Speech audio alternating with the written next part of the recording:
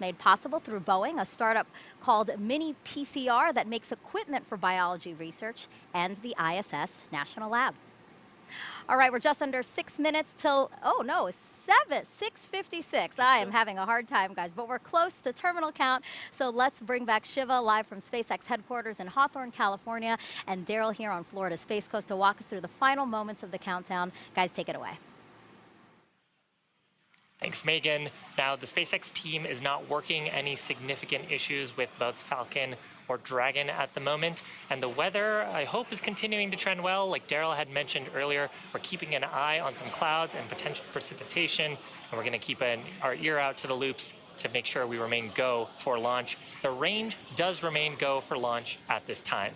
Now, at this point, the rocket propellant 1 fuel is completely loaded on the second stage and nearly fully loaded on the first stage. Liquid oxygen loading is underway on both the stages. That'll complete at about T-minus 2 minutes to launch.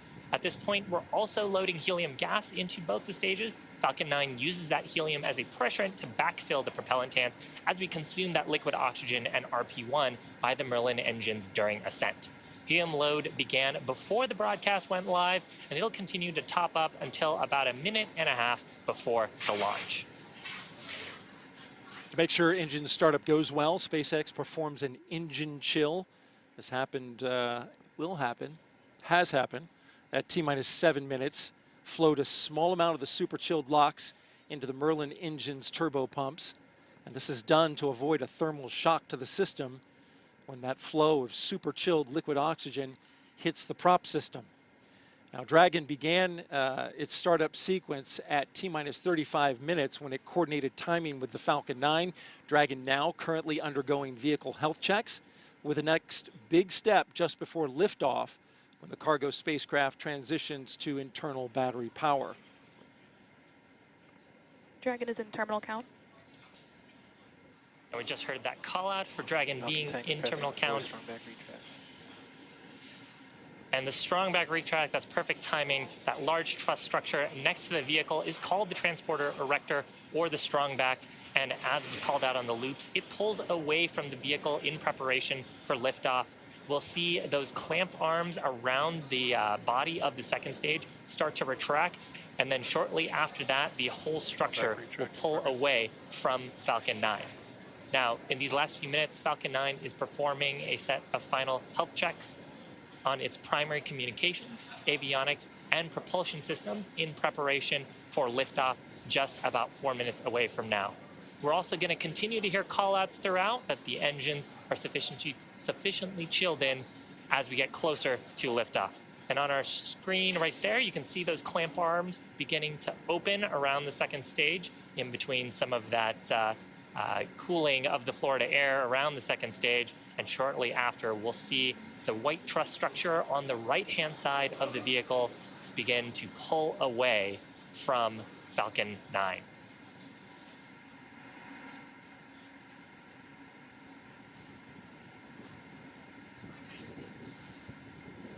There you can start to see motion of the transporter erector away. It'll recline a bit before we step further into the liftoff. And coming up in just about a minute, Shiva, checkouts of the second stage thrust vector control actuators. They are underway. This is often referred to as the engine wiggle test. This is when SpaceX moves the thrust nozzles slightly to make sure that the guidance hardware is go for flight. Again, that was a great view of the transporter erector tilting back. SpaceX does the exact same checkouts of the first stage engines, and that happens just seconds before ignition.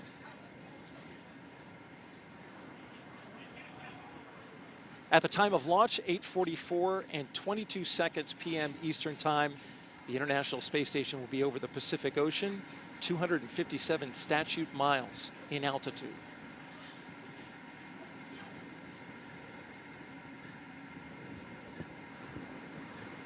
Now, we actually heard just about 30 seconds ago that liquid oxygen loading is complete on the first stage.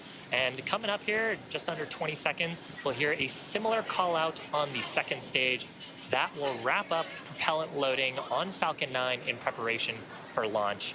At this point, Dragon is performing its final health checks to make sure we're ready to go for rendezvous with the space station about 38 hours from now. And I love the shot of the pad. You can see the clouds forming around Falcon 9 from that cooling. There's a call out there for LOX load complete. You can hear or see the water vapor condensing and forming Dragon clouds is in auto idle around Falcon 9. Yeah, you sure can. And just a few minutes left in twilight. A little bit of illumination makes it nice. At T-minus 1 minute, Dragon will transition to internal power. Falcon 9 computers will enter startup mode and begin final pre-launch checks, guiding the rocket through the last seconds before liftoff.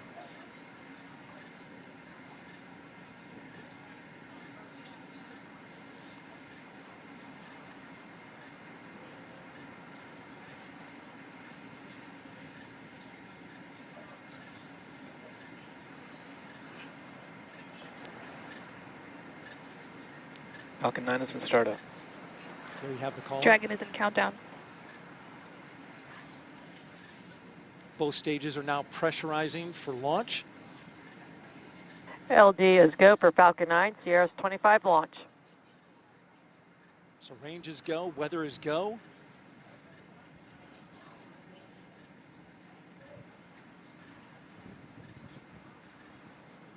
T-minus 30 seconds.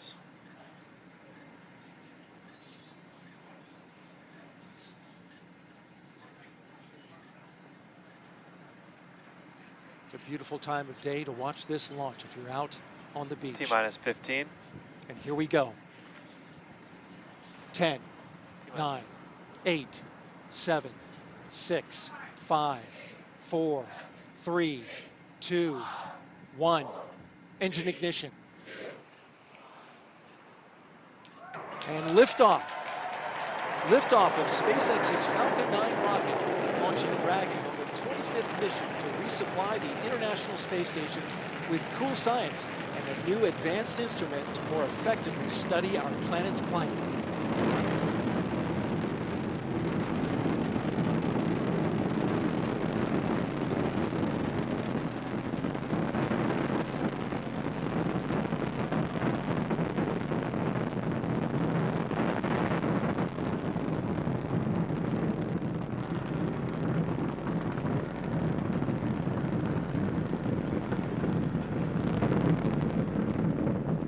Power and telemetry nominal.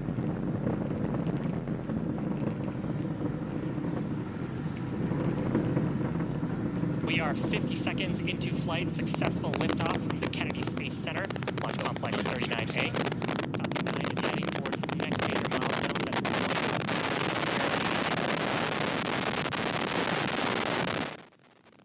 That's for the point of highest stresses that the vehicle will experience during ascent. There's the call out for maximum dynamic pressure. So from here, the stresses on the vehicle will get lower and lower as we raise our altitude. Coming up, we've got 5 events back to back. The first of those will be main engine cutoff, or MECO. That's where all 9 Merlin 1D engines on the first stage will shut down. I'm back, chill. Following that will be stage separation, where the first and second stages will separate. The first stage will flip around to make sure it's headed back towards the landing site and our drone ship named a shortfall of gravitas. And then the second stage will ignite its Merlin vacuum engine to boost Dragon into low Earth orbit during the second engine start, number 1. We just heard the call out there for engine chill-in on the second stage engine starting. The last event is the boost back burn on the first stage. That's to reduce the velocity of that vehicle as we prepare for atmospheric entry. Now, all of those events happen over about 45 seconds. And again, they are main engine cutoff, followed by stage separation, first stage flip, second stage engine start, and then boost back burn start. All those happening in just about 5 seconds.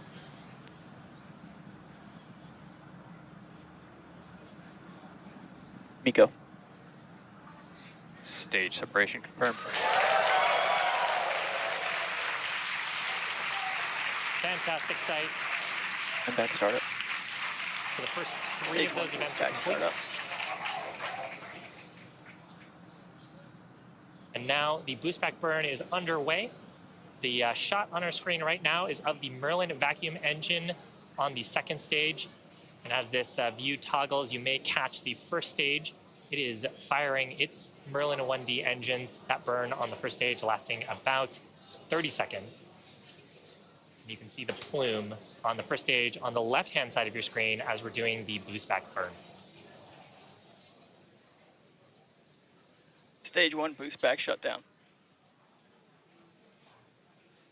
Successful shutdown of the first stage Merlin engines for the boost back burn. Second stage engine continuing to burn. That'll continue to burn until about the T+8 minute and a 40-second mark into the mission. Now, if you're just joining us, welcome to our 25th commercial resupply mission to the International Space Station for our customer NASA. You're watching our 30th mission of 2022 and the third Dragon flight to the International Space Station this year. We lifted off just about 4 minutes ago from the Kennedy Space Center in Florida. On your screen are views of our first stage on the left-hand side of your screen with its grid fins deployed periodically, controlling its attitude to make its way back home. On the right-hand side of your screen is a shot of the Merlin vacuum engine on the second stage, performing its burn.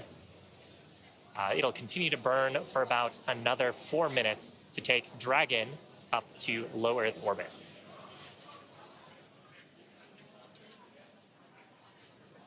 Now, speaking of the entry sequence on the first stage, to make its way back to that drone ship, it's going to have to execute 2 more burns. The first of those is the entry burn, where we'll ignite 3 of the Merlin engines, and that helps slow down the stage as we enter the upper part of the Earth's atmosphere. Following that, there will be a second burn, the landing burn, and there will only ignite a single Merlin 1D engine that'll bring the vehicle speed down to 0 for a soft touchdown on the drone ship. We've got some great sunlight on the vehicle, and you're periodically seeing some plumes of white. That's actually from our nitrogen gas thrusters that are helping to keep the first stage oriented, engines down, as we are in the vacuum of space at the moment. But once we get through that entry burn, the grid fins, which are deployed, you can see 2 of them on your screen, will then take over control as we start to get atmospheric authority. And then the first stage will only use those grid fins to steer back towards our drone ship. So entry burn expected to start about 10 seconds for now. Stage 1 FTS is saved. Just taking a quick look in, stage 2 engine performance, about nominal. Continuing to burn. We've got about 3 more minutes for Stage that 1 burn. entry burn startup.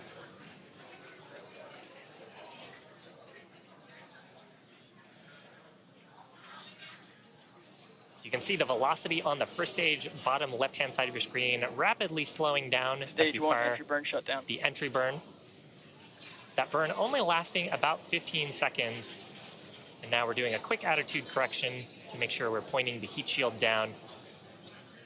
And that entry burn and the plume coming back on the stage ends up depositing a small layer of carbon on the vehicle, which is what gives our first stages that awesome sooty look once we've reflown them. Now, Falcon 9 also has 4 landing legs. They're made of carbon fiber and aluminum honeycomb. They're placed around the base of the rocket, and they'll deploy just prior to landing during the landing burn. If we're successful in recovering this Falcon 9, it'll mark its 5th successful Stage 1 landing transonic. and our 130th landing overall of a Falcon 9, including Falcon Heavy missions.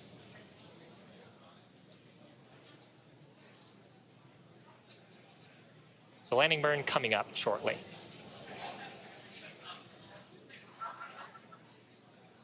Stage 1 landing burn.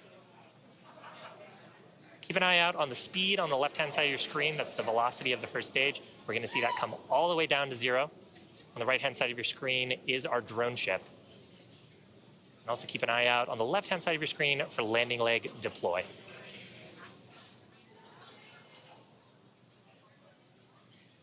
Stage 1 landing leg deploy.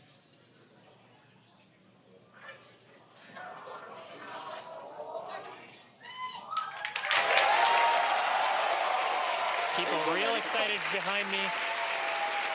right in the middle. 5th landing for this Falcon 9, 130th landing overall for an orbital class rocket. Beautiful sight to see. Now coming up next is second engine cutoff number 1, or SECO 1. We'll expect the Merlin vacuum engine to stop firing just about 30 seconds from now. It's carrying Terminal guidance. the Dragon spacecraft to its drop-off orbit around our planet. After we complete second engine cutoff number 1, we'll do a quick check to make sure that the burn performance is as expected. Stage 2 FTS. We're in the targeted orbit. We usually hear that called out as a nominal orbital insertion or a good orbit call out on the loops.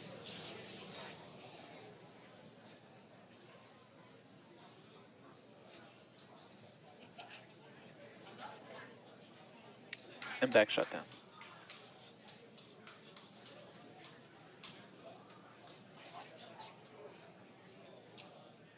So you heard a call out on the loops there for shutdown of the Merlin vacuum.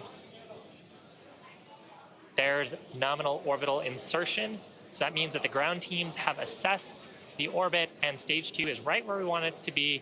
And of course, that also means that Dragon is right where we want it to be since it's been riding on the the second stage this whole time.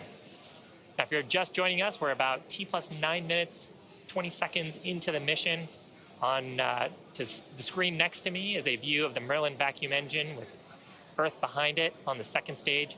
Now, the second stage has one major task remaining, that is commanding separation of the Dragon spacecraft just a few minutes from now.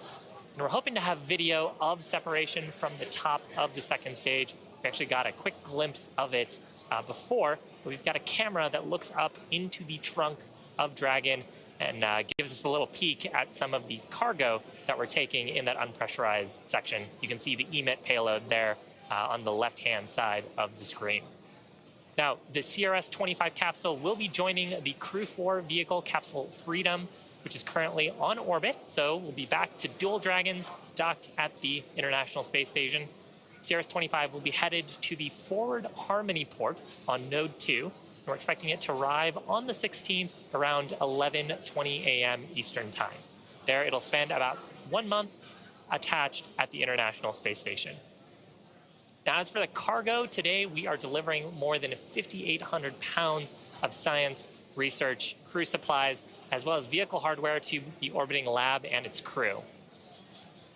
And amazing, more views inside the trunk. Now, at this point, the second stage is performing its final checks to ensure that we're not imparting any unnecessary momentum or spin to the Dragon spacecraft. Once those calculations are complete, Dragon and the second stage will command separation. And shortly following separation, Dragon will conduct a series of health checks on its thrusters, its cabin, thermal, and solar systems, its navigation systems, in preparation for the upcoming 38-hour mission to the space station.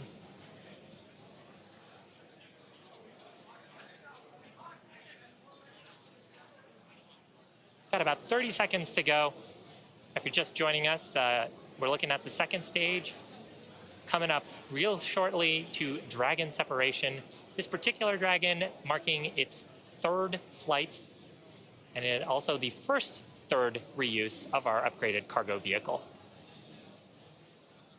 This view looking into the trunk of the Dragon capsule that's